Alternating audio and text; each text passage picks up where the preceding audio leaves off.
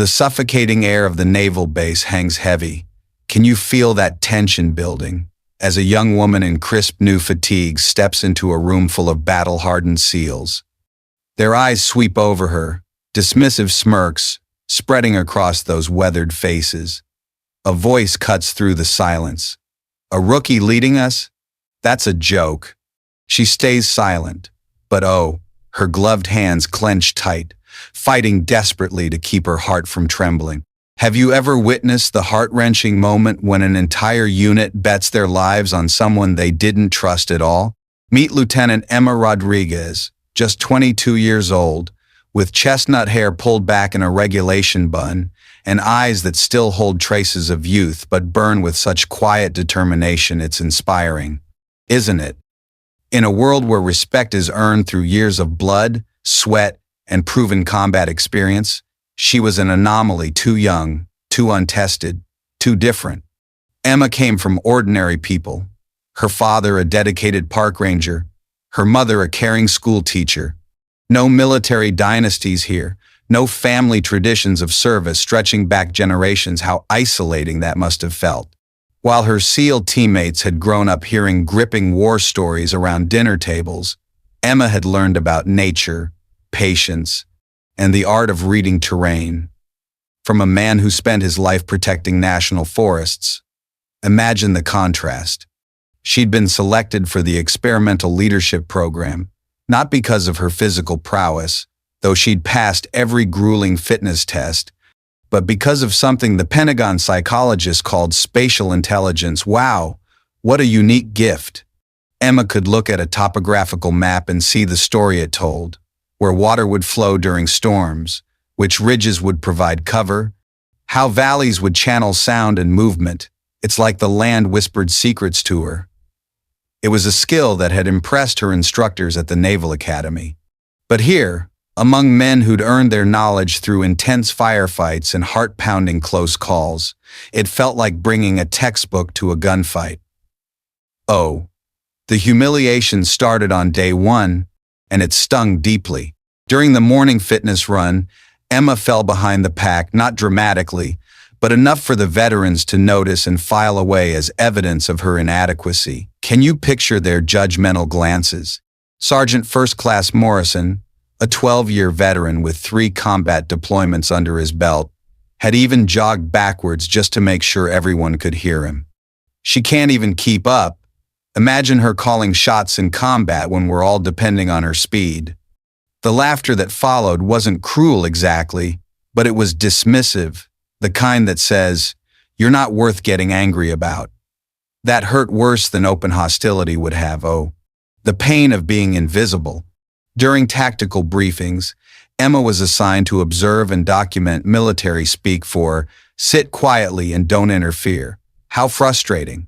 When she tried to ask questions about terrain features or suggest alternative routes, the responses were polite but patronizing. "That's an interesting academic perspective, Lieutenant," Chief Petty Officer Davis would say, his tone making it clear that academic perspectives weren't worth much in the real world. Talk about a subtle gut punch. The mess hall was the worst, absolutely soul-crushing. Emma would enter with her tray, scanning the room for an empty seat, knowing that every table of SEALs would somehow be full when she approached. She'd end up eating alone, surrounded by the buzz of conversation that stopped whenever she walked by. Can you feel that awkward silence? They weren't trying to be cruel. They just saw her as temporary, a bureaucratic experiment that would fail soon enough. Oh, but it cut deep. At night, in her quarters, Emma would spread out maps and satellite photos, studying them by lamplight long after lights out. Her dedication was unwavering. She memorized elevation changes, water sources, choke points, and escape routes for every possible operational area. Her roommate, another officer candidate, often found her asleep at her desk, face pressed against topographical surveys, highlighter still in her hand. Exhaustion never stopped her. "Why do you do this to yourself?" her roommate asked one morning. "They've already made up their minds about you." Emma had looked up from a map of Southeast Asian jungle terrain, her eyes red from exhaustion, but still focus such resilience. Because when the moment comes, and it will come, I'll be ready. And maybe, just maybe, that preparation will be the difference between bringing everyone home or losing someone who matters. How could I not push through? She kept a small photo tucked into her map case. Her father standing next to a trail marker in Yellowstone, pointing toward a mountain peak barely visible through morning mist. On the back, in his careful handwriting, "The path isn't always clear, sweetheart, but if you know how to read the signs, you'll never be truly lost." Those words were her anchor. Emma clung to those words during the long, humiliating days when she felt like an outsider pretending to belong. Oh, the loneliness. She didn't speak up in meetings, didn't challenge the dismissive comments, didn't defend herself against the subtle ways they made it clear she wasn't one of them. Instead, she waited and studied and prepared for the moment when academic knowledge would collide with real-world necessity. Could that turning point really come? And she could prove that sometimes the most important battles are won not by the strongest or the loudest, but by those who understand the ground they're fighting on. Profound, right? The mission briefing took place at 0300 hours in a secure room that smelled of coffee and tension. Nerves were on edge. Operation Nightfall, a high-priority hostage rescue deep in the jungles of Southeast Asia. High stakes indeed. An American aid worker had been captured by insurgents and taken to a remote compound that intelligence suggested was heavily fortified and strategically positioned in terrain that would make extraction extremely difficult. Oh no, what a nightmare. Team leader, Chief Petty Officer Marcus Kane, stood before the assembled SEALs, his weathered face grim, as he outlined the operational parameters, tension mounting. Gentlemen, will be inserting via halo jump at 0200 hours, approximately 15 clicks north of the target. Dense jungle, monsoon season, limited satellite coverage due to cloud cover, challenging conditions. Emma sat in the back of the room, notebook open, dutifully recording details that everyone else was committing to memory through years of experience, feeling out of place yet again. She noticed something the others might have missed. The topographical map showed the target area was in a valley system that would be particularly treacherous during the current weather pattern. Uh-oh, but she stayed silent, knowing her input wasn't welcome. How hard to bite her tongue. The mission went wrong almost immediately. Their GPS navigation system failed 12 hours into the insertion disaster. Not uncommon in that region where atmospheric conditions and electronic countermeasures could scramble sophisticated equipment, but still, what timing? What made it worse was that Chief Kane, their most experienced navigator, had taken shrapnel from an improvised explosive device during their first contact with enemy forces. Heart-stopping. Kane was still conscious, still giving orders, but blood loss was making him disoriented, poor guy. The team's secondary navigation specialist, Petty Officer Harrison, admitted what everyone was thinking. "Chief, I can't get a fix on our position. The landmarks don't match what we're seeing on the ground."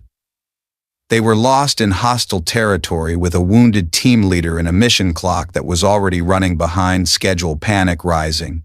Emma watched the confusion spread through the team, these elite operators who'd never faced a situation. Their training hadn't prepared them for unbelievable. She could see the doubt creeping into their movements, the way their heads turned toward each other, seeking guidance that no one could provide. That's when she quietly pulled out her own map, her moment. Not the digital overlay they'd been relying on, but a hand-drawn topographical survey she'd created during 3 sleepless nights of studying satellite imagery and historical survey data, her secret weapon. While the others had been dismissing her academic approach, Emma had been preparing for exactly this scenario. "Chief," she said softly, moving toward Kane's position, nerves of steel. "I think I know where we are." The response was immediate and predictable. Sergeant Morrison shook his head. "Lieutenant, with respect, this isn't the time for guesswork.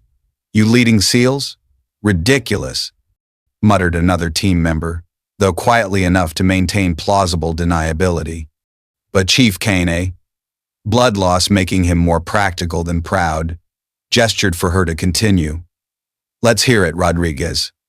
We've got nothing else right now. Emma spread her hand-drawn map on the ground, pointing to terrain features around them.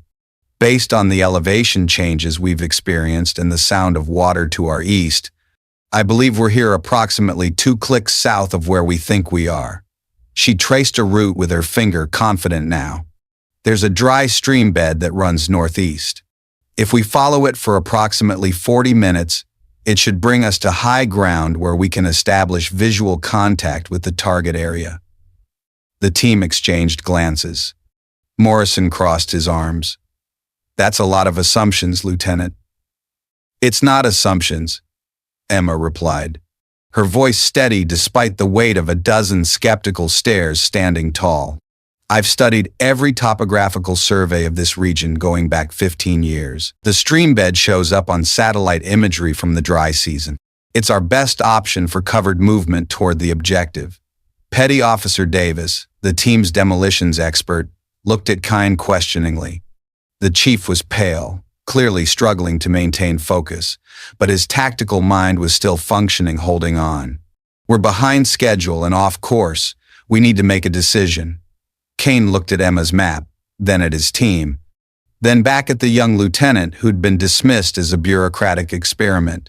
Rodriguez, if you're wrong about this, then I'm responsible for the consequences, Chief. But if we stay here, we fail the mission entirely. The silence stretched for 10 seconds that felt like 10 minutes, edge-of-your-seat tension. Finally, Kine nodded. We follow Rodriguez's route, but if this goes sideways, the responsibility is mine, not hers. As they moved out, Emma could feel the weight of their doubt pressing against her shoulders like a physical force. Every step was a test. Could she prove them wrong? Every terrain feature they encountered was measured against her predictions. When the stream bed appeared exactly where she'd said it would be, she saw Morrison's eyebrows rise slightly, surprised. When the covered approach worked perfectly, allowing them to advance undetected, she noticed Davis give her a grudging nod, respect budding. 43 minutes later, they reached the observation point. Emma had identified victory. Through their scopes, they could see the target compound spread out below them, exactly where her calculations had predicted it would be spot on. Chief Kane looked at Emma with something approaching respect. That was solid navigation, Lieutenant, a textbook example of terrain analysis. But Emma knew this was just the beginning. Oh, the real challenge awaited. Getting to the target was one thing. Completing the mission and bringing everyone home alive, that would be the real test of whether a rookie could truly lead SEAL's high drama. The hostage rescue had gone perfectly for exactly 18 minutes. They neutralized the perimeter guards, breached the compound, and extracted the aid worker without raising any alarms. Smooth sailing so far. But as they began their exfiltration, the jungle exploded into chaos. Boom! Enemy forces had been tracking them, not through electronic surveillance, but through old-fashioned fieldcraft and local knowledge. Clever foes. The insurgents knew these mountains better than any satellite imagery could reveal, and they'd positioned themselves perfectly to cut off every obvious escape route trapped. Now, 12 elite SEALs and 1 rescued civilian were pinned down in a rocky outcrop, surrounded by an enemy force that seemed to know exactly where they were and where they were going. Terrifying. Chief Kane was unconscious from blood loss, and his second-in-command, Sergeant Morrison, was making decisions based on conventional tactics that were proving inadequate for the terrain they faced. Mistake brewing. We've got movement on 3 sides, reported Petty Officer Davis through his scope. At least 20 hostiles, probably more. They're funneling us toward that narrow path to the north. It's a kill zone. Morrison studied their tactical map, his jaw tight with frustration. Standard doctrine says we fight our way through the weakest point in their line. Davis, prep demo charges. Will blast through their eastern flank and extract via the original route. Emma watched the situation developing with growing alarm. Oh no, this won't work. Morrison was thinking like a SEAL. Aggressive, direct, overwhelming force applied at the enemy's weakest point. but he wasn't thinking like someone who understood how this particular terrain would channel their movement and turn their strengths against them. Big oversight. "Sergeant," she said quietly, "I think there might be another option." Morrison didn't look up from his map. "Lieutenant, this is a combat situation. Please maintain position and let us handle tactical decisions." "With respect, Sergeant, the eastern route will take us directly into an ambush. Look at the elevation lines." "Rodriguez," I said, "maintain position." But the situation was deteriorating rapidly, time running out. Enemy fire was increasing in intensity, bullets whizzing closer and closer, and their ammunition wouldn't last indefinitely. How long could they hold out? Emma could see the pattern developing, a chilling realization hitting her. The insurgents weren't just trying to kill them outright. They were herding them toward predetermined killing zones, where superior numbers and prepared positions would make escape impossible. Oh, the clever trap. That's when she saw it, her eureka moment, a feature on the terrain that wouldn't show up on any standard military map, but which her hours of studying geological surveys had burned into her memory like a lifeline. A limestone cave system that ran beneath the ridgeline, with an entrance hidden behind a waterfall, approximately 200 meters to their west. Could this be their salvation? "Sergeant Morrison," she said, her voice carrying the authority she'd never used before, commanding and unyielding. "We need to move west, not east." "God damn it, Rodriguez, look at me!" The steel in her voice stopped Morrison mid-sentence, freezing him in place. "Those caves run under the enemy positions. I studied the geological surveys. There's a passage that comes out 3 clicks north of here, behind their lines. Trust me on this." Morrison stared at her, his face a mixture of disbelief and desperate calculation. Could he really consider this? "You want us to go underground in enemy territory based on geological surveys?" "I want us to go home alive," Emma replied firmly, "and this is how we do it." The gunfire intensified, crackling louder, and Davis called out urgently, "SSG, we need a decision. They're massing for a final push now." Morrison looked at his men, then at the unconscious Chief Kane, then back at Emma, his eyes searching for certainty. She could see the moment when tactical necessity overcame pride and prejudice, a pivotal shift. "If you're wrong about this, then we die down there instead of up here. But if I'm right, we all go home." Morrison nodded grimly. "Rodriguez, you have tactical command. Get us out of here, go!" The words hit Emma like a physical shock. Bam! For a moment, she felt the weight of 8 lives pressing down on her shoulders like an unbearable burden. These hardened warriors who'd spent months dismissing her capabilities were now trusting her with their survival. Unbelievable. Yet here it was. "Davis, Harrison covering fire on the eastern position. Make them think we're preparing to assault, deceive them. Morrison, get 3 men ready to move on my signal. We're going to that waterfall in 2-man rushes. Full suppression between movements, execute precisely." Emma's voice carried across the rocky position with calm authority that surprised even her. Where did this come from? She was no longer the uncertain rookie seeking approval. She was a tactical commander making life or death decisions with the clarity that comes from absolute preparation, meeting desperate necessity, empowering. The movement to the cave entrance was a masterpiece of small unit tactics, flawless execution. Emma coordinated covering fire, movement timing, and casualty evacuation with the precision of someone who'd studied every possible scenario in her mind. When they reached the waterfall, the cave entrance was exactly where she'd predicted, a narrow opening that would be invisible to anyone who hadn't spent dozens of hours analyzing topographical data. Perfect. "Single file. Maintain noise discipline," Emma ordered as they entered the limestone passages, whispers only. "Davis, you're our rear guard, watch our backs. Harrison, stay with the chief, keep him stable." The cave system was a maze of passages carved by centuries of water flow, dark and twisting. But Emma navigated it with the confidence of someone reading a familiar map, her mental blueprint guiding them. She'd memorized the underground topography so thoroughly that she could visualize their route, even in complete darkness. Amazing recall. 40 minutes later, they emerged from a concealed exit 3 kilometers behind enemy lines, with clear passage to their extraction point freedom at last. As they called for helicopter pickup, Morrison approached Emma with an expression she'd never seen directed at her before: genuine admiration. "Rodriguez," he said quietly, "that was the most professional piece of tactical command I've witnessed in 12 years of special operations. Damn impressive." Around them, the other SEALs were checking equipment and establishing a security perimeter. But Emma could feel the shift in how they moved around her, not avoiding her presence, but unconsciously deferring to her judgment in small ways that spoke louder than any formal recognition. Heartwarming.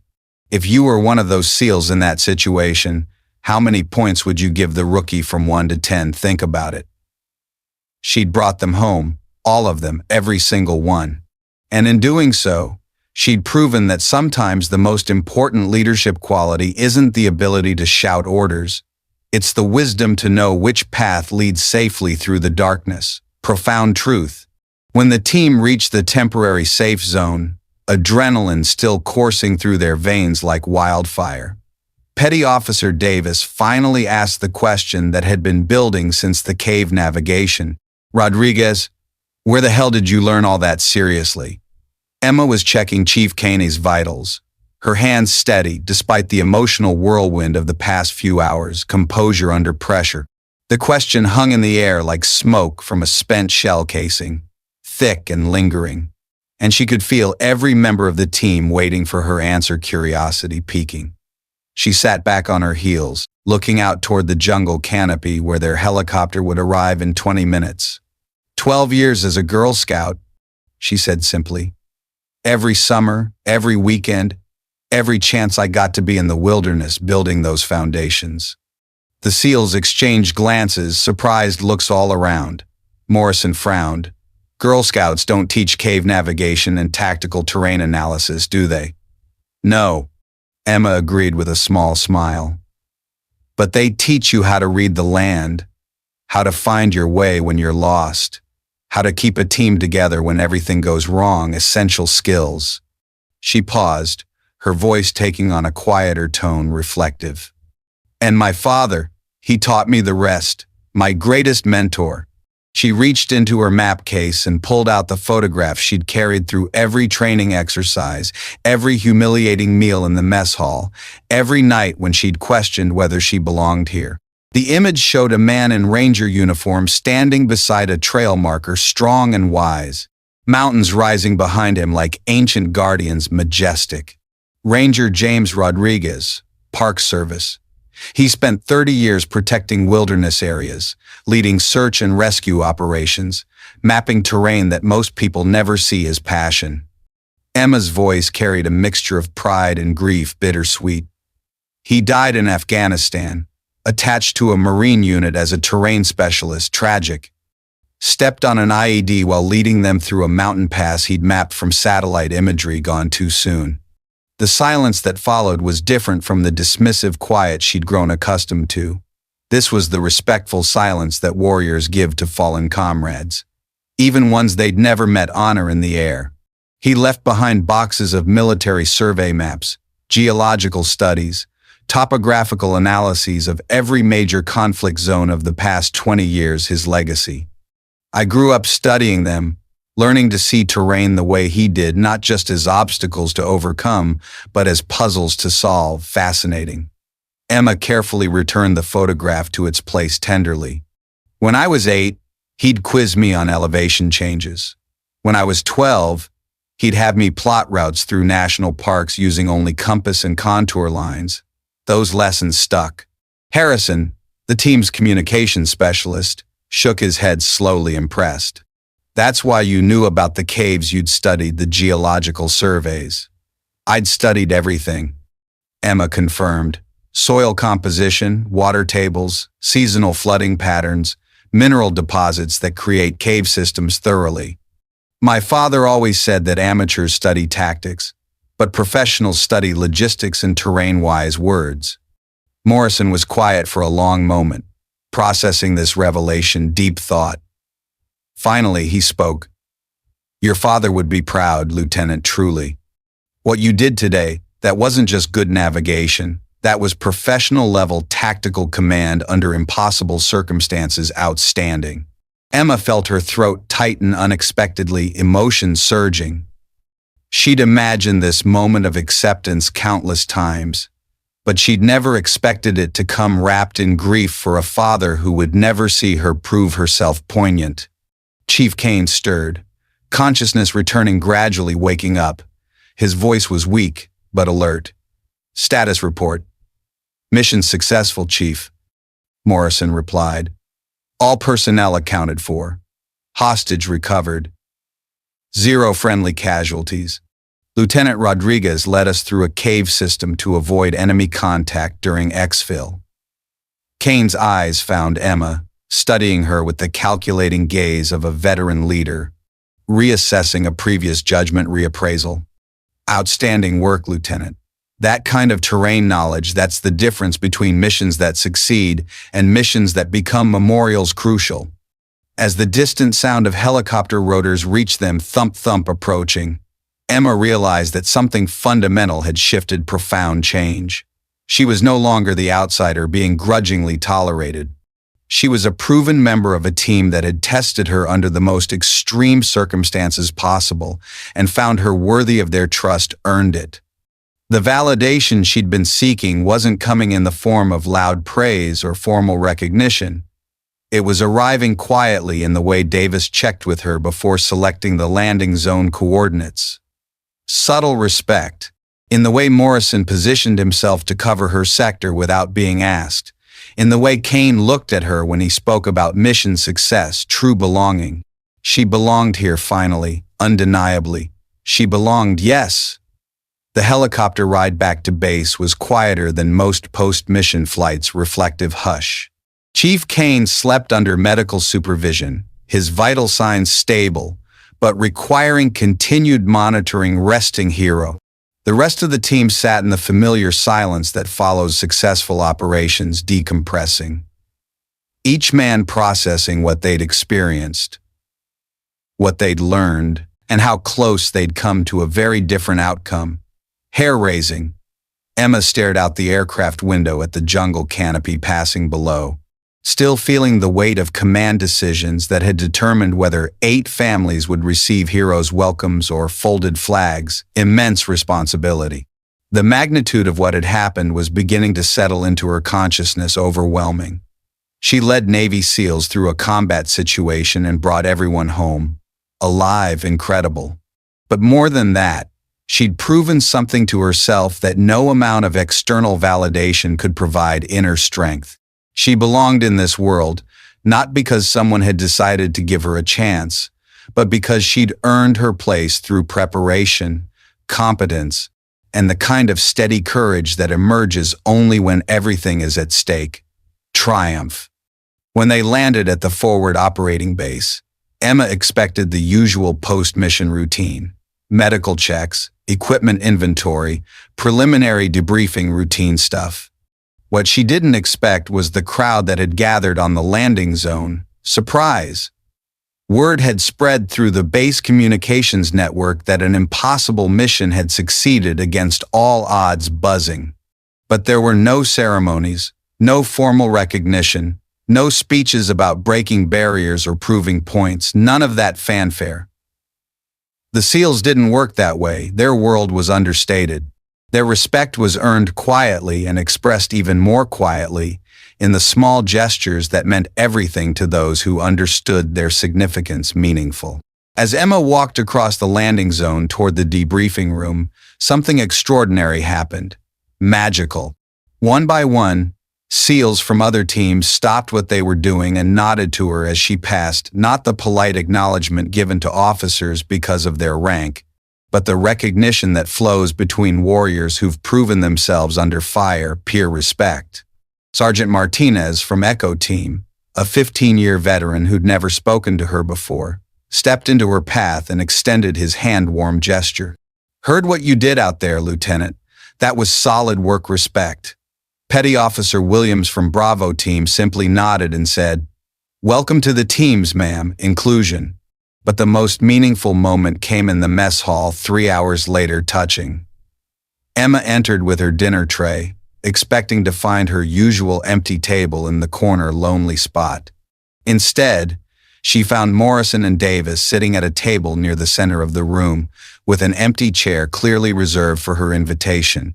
"Rodriguez," Morrison called out, loud enough for half the mess hall to hear. "You eating alone or you want to sit with some SEALs?" The invitation was casual, delivered with the kind of gruff humor that characterized military friendships, light-hearted. But Emma understood its significance. She was being publicly accepted into the Brotherhood, acknowledged as someone who'd earned her place through actions rather than politics or programs. Milestone. As she sat down, the conversation didn't focus on her gender, her age, or her status as an experimental addition to the teams. No superficial stuff. Instead, they talked about the mission itself, technical details of the cave navigation, alternative routes they might have taken, lessons learned for future operations, professional chat. She was being treated not as a symbol or an exception, but as a professional among professionals. Equality. Later that evening, Emma sat in her quarters writing her after-action report, documenting it all. The official document would note that the mission had been completed successfully with no friendly casualties, that terrain analysis had been crucial to mission success, and that all team members had performed their duties with exceptional skill under combat conditions. Factual. What it wouldn't capture was the transformation that had occurred not just in how others saw her, but in how she saw herself. Personal growth.